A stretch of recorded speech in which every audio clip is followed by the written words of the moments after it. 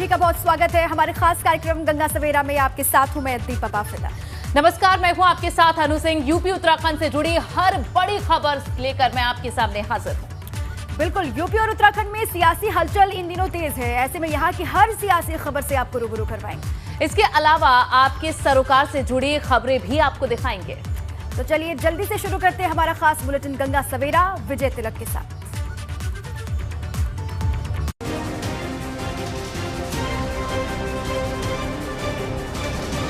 विजय तिलक।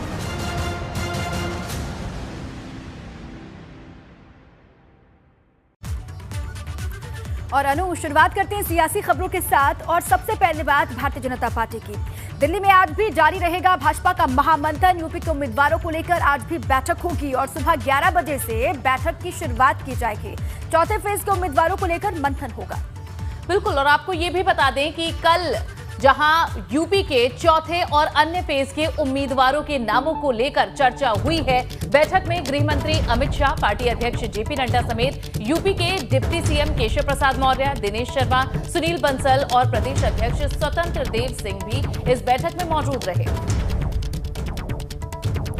तो आज भी बैठकों का दौर लगातार जारी रहने वाला है अनु, और हम देखेंगे किस तरीके से टिकटों को लेकर भी उम्मीदवारों के नाम तय किए जा रहे हैं, क्या कुछ हो रहा है। कल भी देर शाम तक बैठकों का दौर चला था। दिल्ली में आज भी भाजपा का महामंथन जारी रहेगा।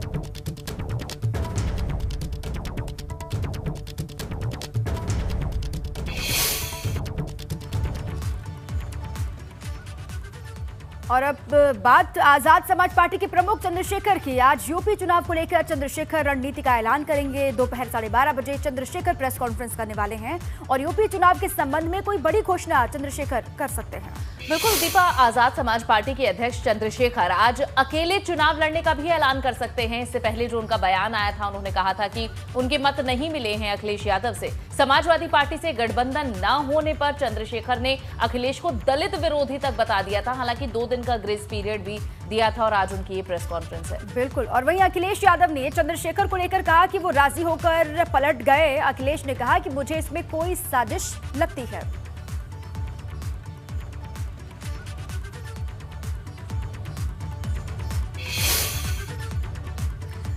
चंद्रशेखर ने नई रणनीति का ऐलान भले ही करने वाले वो हैं, लेकिन अखिलेश और चंद्रशेखर आजाद के बीच गठबंधन होगा या नहीं होगा, इसको लेकर चर्चा जोरों पर है। बिल्कुल, और दीपा ऐसा इसलिए भी है क्योंकि इन दोनों के बीच 2 बार मुलाकात हुई थी, लेकिन हर बार बात बनते बनते रह गई। लेकिन जो बात अब तक नहीं बनी, क्या वो बन पाएगी? क्योंकि ओम प्रकाश राजभर अब इन दोनों के बीच सेतु का काम कर रहे हैं।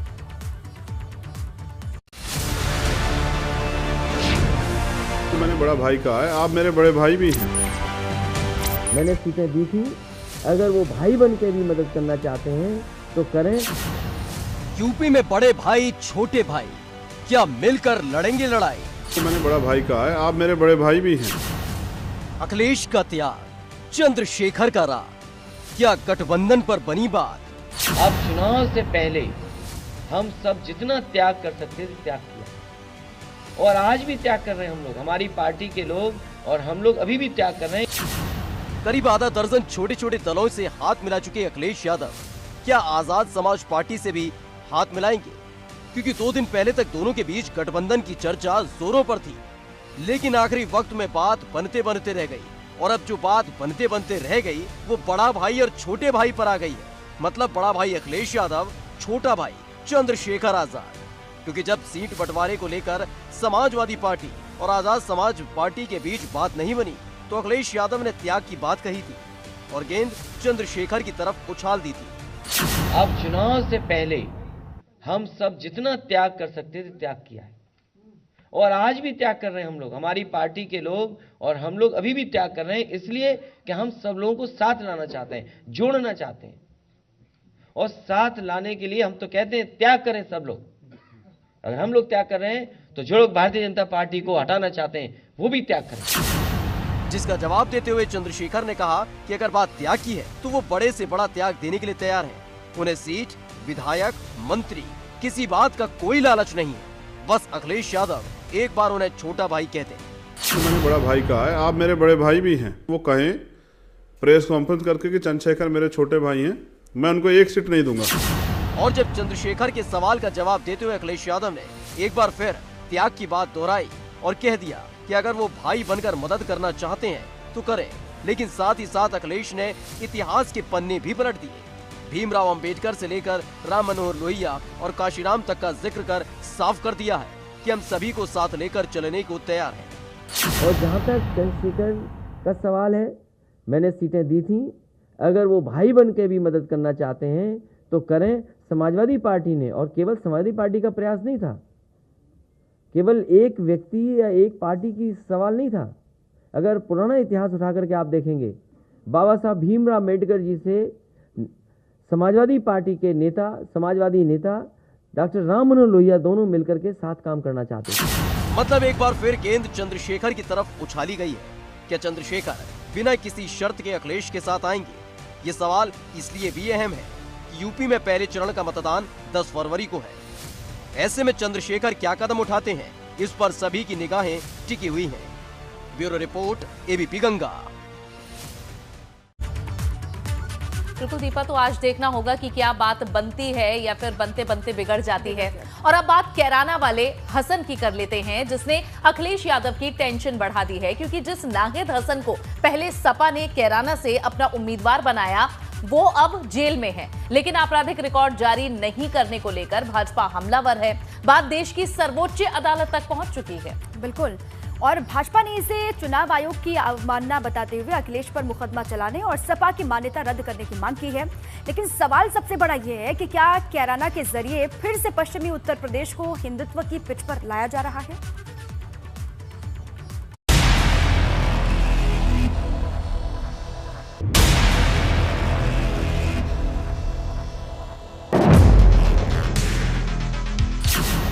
कैराना पर सियासी संग्राम,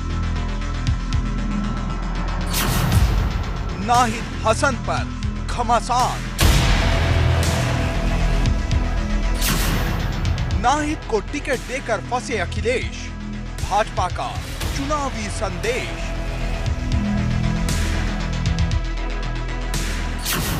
पश्चिम में कौन बेस्ट, यूपी का सबसे बड़ा टेस्ट।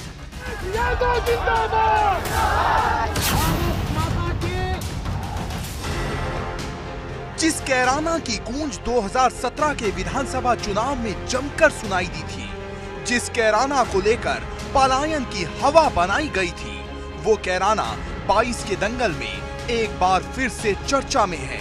और वजह है नाहिद हसन, जिन्हें समाजवादी पार्टी ने कैराना से अपना उम्मीदवार बनाया था। लेकिन टिकट के ऐलान के 48 घंटे के बाद ही पुलिस ने नाहिद हसन को गिरफ्तार कर लिया।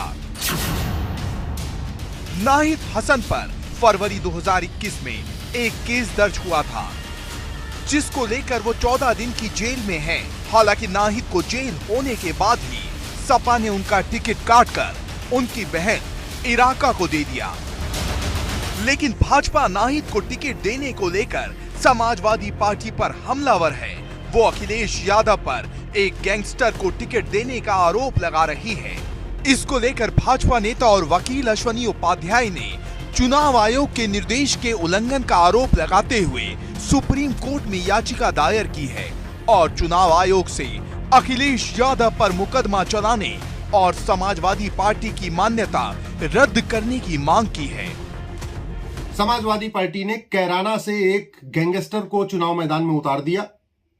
न उस गैंगस्टर का क्रिमिनल डिटेल अपने ट्विटर पे पब्लिश किया, न फेसबुक पे पब्लिश किया, न इलेक्ट्रॉनिक मीडिया में पब्लिश किया, न प्रिंट मीडिया में पब्लिश किया, और इलेक्शन कमीशन ने भी कुछ नहीं किया।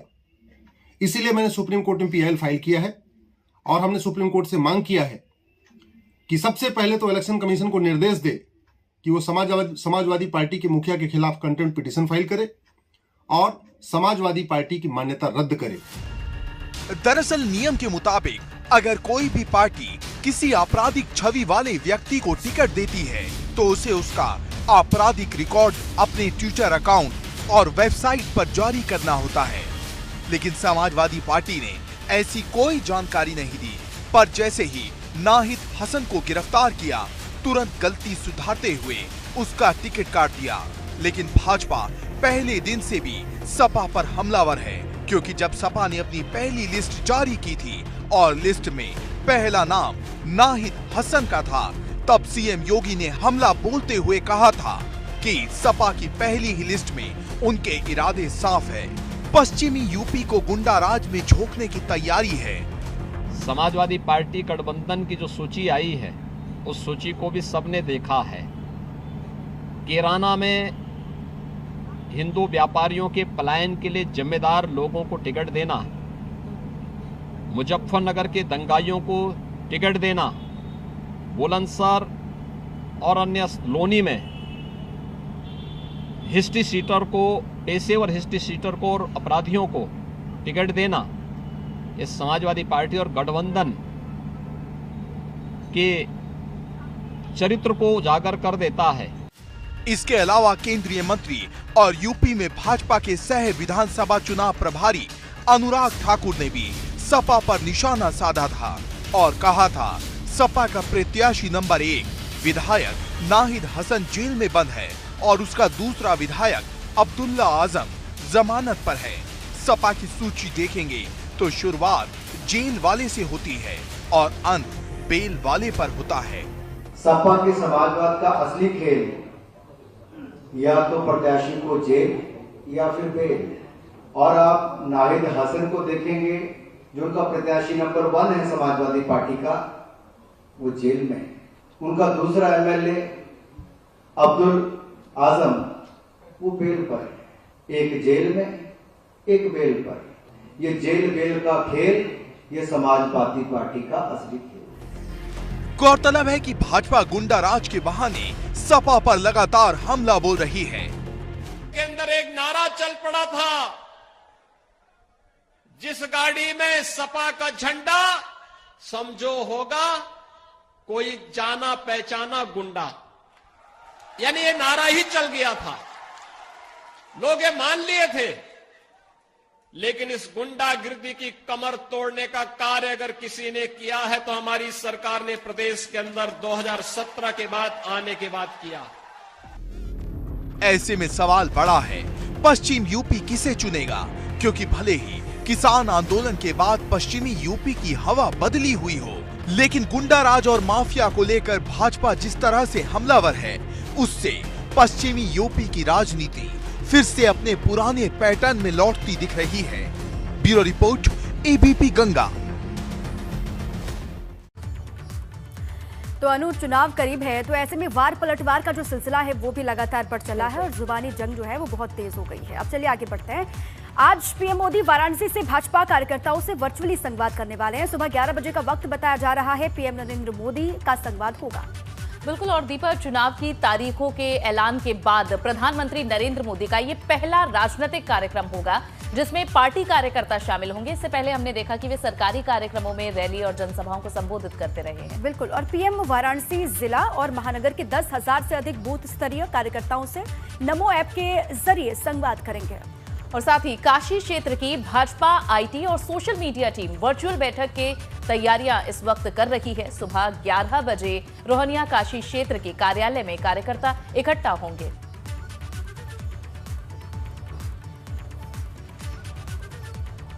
तो आज पीएम मोदी का संवाद हो रहा है, सुबह 11 बजे से इसकी शुरुआत हो जाएगी। क्या तैयारियां, किस तरीके से संवाद करेंगे पीएम, सभी से ये जानने की कोशिश करते हैं। नीतीश पांडे हमारे साथ जुड़ चुके हैं। नीतीश, संवाद करने वाले हैं प्रधानमंत्री मोदी, आज क्या जानकारी इस पूरे कार्यक्रम को लेकर, किस तरीके से इसकी शुरुआत होगी, बताइए विस्तार से।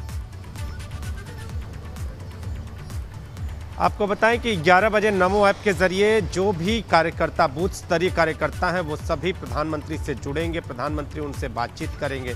लेकिन सबसे बड़ी बात बताएं आपको कि जिस तरह से कोरोना हमारे बीच है और जब रैलियां पूरी तरह से कहें कि जिस तरह से रैलियां भीड़ भाड़ वाली रैलियां होती थी उससे कहीं ना कहीं किनारा कर लिया है सभी ने। और ऐसी स्थिति में चुनाव की तारीखों के ऐलान के बाद प्रधानमंत्री की ये पहली वर्चुअल बातचीत होगी जो कार्यकर्ता हैं और इसके साथ ही बूथ स्तरीय जो कार्यकर्ता हैं उनके साथ। तो निश्चित तौर पे जो कार्यकर्ता हैं, बूथ स्तरीय कार्यकर्ता, उनके मन में ये आशा है कि प्रधानमंत्री अब आने वाले चुनाव को लेकर किस तरह की बातें कहते हैं। चूंकि चुनाव की तारीखों की घोषणा के बाद जब प्रधानमंत्री अपने कार्यकर्ताओं के साथ बैठक कर रहे होंगे वर्चुअली बैठक जिसको कह सकते हैं हम कि क्योंकि बातचीत होगी, बातचीत में प्रधानमंत्री आगे आने वाले चुनाव में किस तरह की चीज़ों को लागू किया जाए, कितनी चुस्ती से काम करना है, सामने वाले जो विरोधी दल हैं उनको कैसे शिकस्त देनी है, इन सारी बातों को किस तरह से आगे बढ़ाना है, इन सारे विषयों पर चर्चा। और इसके साथ ही जो स्थितियां कोरोना की चल रही है उसके बारे में भी प्रधानमंत्री पूरी जानकारी लेंगे, चूंकि उनका संसदीय क्षेत्र भी है बनारस।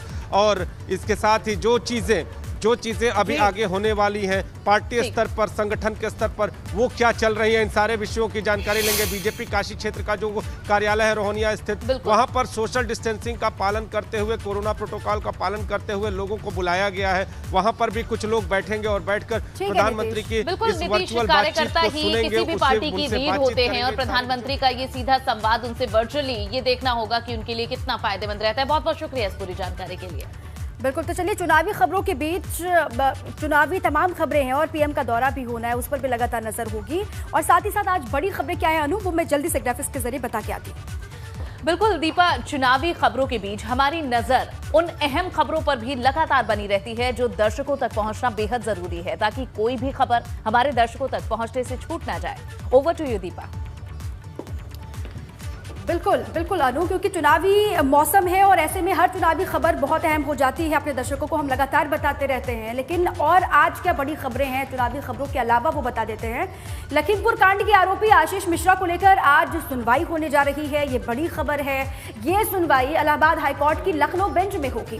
पहले आरोपी आशीष की जमानत सत्र अदालत से खारिज हो चुकी है, जिसके बाद उसने जमानत के लिए हाईकोर्ट की शरण ली है। आपको बता दें कि आशीष लखीमपुर के तिकुनिया कांड का मुख्य आरोपी है। अब इलाहाबाद हाईकोर्ट की तरफ से आज क्या कहा जाता है, इस पर भी लगातार नजर होगी। अब आ जाइए कोरोना पर। कोरोना जिस तरीके से बढ़ रहा है, चिंता भी बढ़ती जा रही है। दूसरी तरफ यूपी में कोरोना का कहर लगातार जारी है। 24 घंटे में कोरोना के 15,622 नए केस निकल के सामने आए हैं और इन्हीं 24 घंटों में 12,402 मरीज इलाज के बाद रिकवर होकर के वापस घर लौटे हैं। प्रदेश में एक्टिव केसों की संख्या अब बढ़ के हो गई है 1,06,000 के पार। और साथ ही अगर सिर्फ लखनऊ की बात करें, राजधानी की बात करें, तो लखनऊ में 24 घंटे में 2,716 नए केस निकल करके सामने आए हैं, जिसके बाद से चिंता लगातार बढ़ गई है। तो चुनावी हर खबर आपको बताएंगे, साथ में इन दो खबरों पर भी लगातार नजर बनी होगी। ओवर टू यू अनु। बिल्कुल दीपा, लखीमपुर कांड को लेकर वाकई आज अहम दिन है। आशीष मिश्रा को आज कोर्ट से जमानत मिलती है या फिर उनकी जमानत अर्जी खारिज हो जाती है, अब उसी पर सबकी नजर है। लखीमपुर कांड की गूंज काफी लंबे समय तक सुनाई दी है। 8 लोगों की मौत के मामले ने काफी तूल भी पकड़ा है। वहीं दूसरी तरफ यूपी में फैलता कोरोना भी चिंता का विषय है। कोरोना के मरीज लगातार सामने आ रहे हैं। और चलिए अब शुरुआत करेंगे धुआंधार 22 की। जेवर से आरएलडी प्रत्याशी अवतार सिंह भड़ाना ट्रैक्टर पर सवार होकर नामांकन दाखिल करने पहुंचे। कहा, इस बार जनता भाजपा को वोट से चोट देगी। नोएडा में छत्तीसगढ़ के सीएम भूपेश बघेल ने कांग्रेस के लिए किया प्रचार। कहा, लोग बदलाव चाहते हैं, कांग्रेस की सरकार आने पर किसानों का हक दिलाएंगे।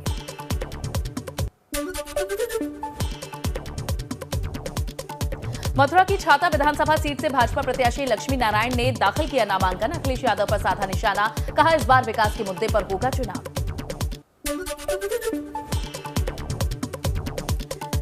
शामली से भाजपा प्रत्याशी तेजिंदर निर्वाण ने किया डोर टू डोर कैंपेन। कहा, पिछली बार इससे बड़ा गठबंधन था, फिर भी भाजपा प्रचंड बहुमत से जीती थी, लोकसभा का गुंडा राज नहीं भूले। अमरोहा में चुनाव नामांकन को लेकर प्रशासन ने की तैयारियां। डीएम और एसपी ने नामांकन कक्ष का किया निरीक्षण।